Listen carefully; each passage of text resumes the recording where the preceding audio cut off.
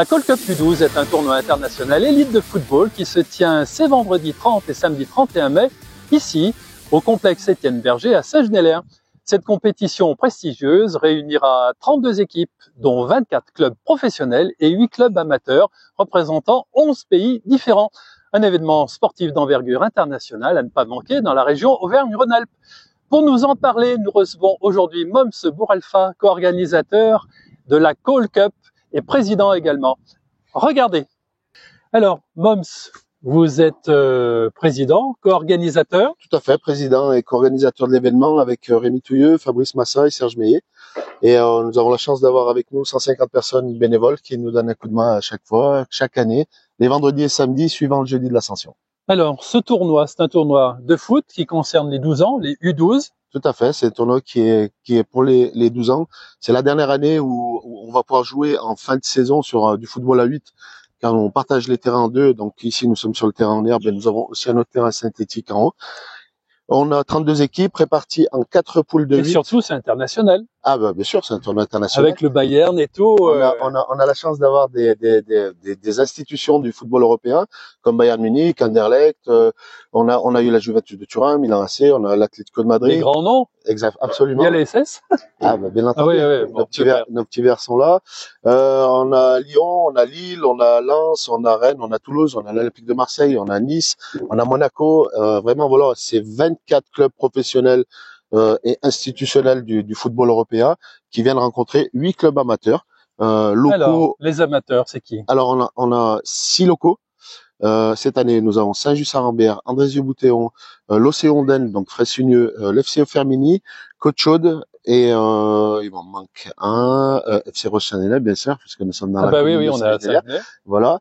Et nous avem un amateur qui nous vient de région parisienne, l'US Villejuif, voilà, et un amateur, nos voisins lyonnais de Mézieux. Alors pour eux, ça doit être extraordinaire pour les enfants de 12 ans d'affronter des équipes pro. J'ai pour habitude de dire que c'est à travers les yeux de ces enfants-là que les nôtres brillent, parce qu'on va dire que les autres sont habitués à des joutes internationales et à des tournois internationaux de renommée toute l'année. Ils sont dans des centres de formation, ils sont plus formatés que nos petits locaux. Tout à fait. D'accord.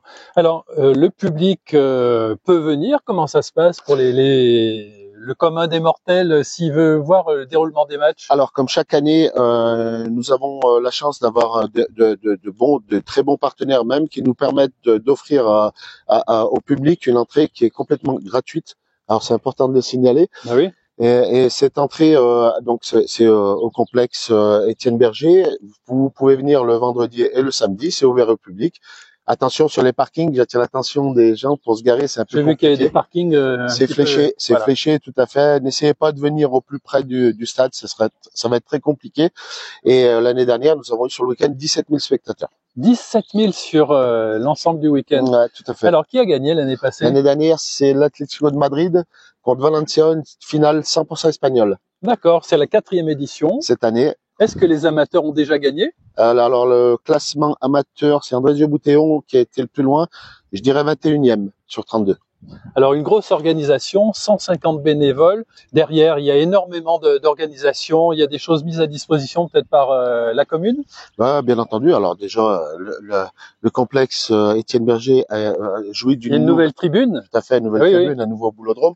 On voit que la pelouse, comme on dit dans le jargon, c'est une galette. Oui. Et les services techniques s'affairent à nous rendre quelque chose qui est absolument magnifique. On peut les applaudir et les remercier parce que vraiment, c'est un travail qui est énorme. Et voilà, on s'attelle à faire briller notre territoire tous ensemble, en fait. Que ça soit la région, le département, la métropole, tout le monde y met ses ingrédients et on arrive à pondre quelque chose qui est absolument extraordinaire. Eh bien, bonne réussite à ce tournoi pour sa 4e édition. Vous avez noté que vous pouviez venir stationner, non pas directement ici, mais un tout petit peu aux alentours. Tout est fléché. On vous invite, bien sûr, il va pas faire trop mauvais. Dimanche, peut-être de l'orage, mais dimanche n'est pas concerné. Dimanche, ça sera terminé. Donc, bonne réussite à vous. Merci beaucoup. Merci. Ce jeudi soir à 18 h sur tous nos réseaux, la boîte à outils du bien-être avec Pascal Laurendon. Pour envoyer vos communiqués, une seule adresse, c'est contact@42tv.fr. Bonne journée à tous sur 42 TV et à très vite.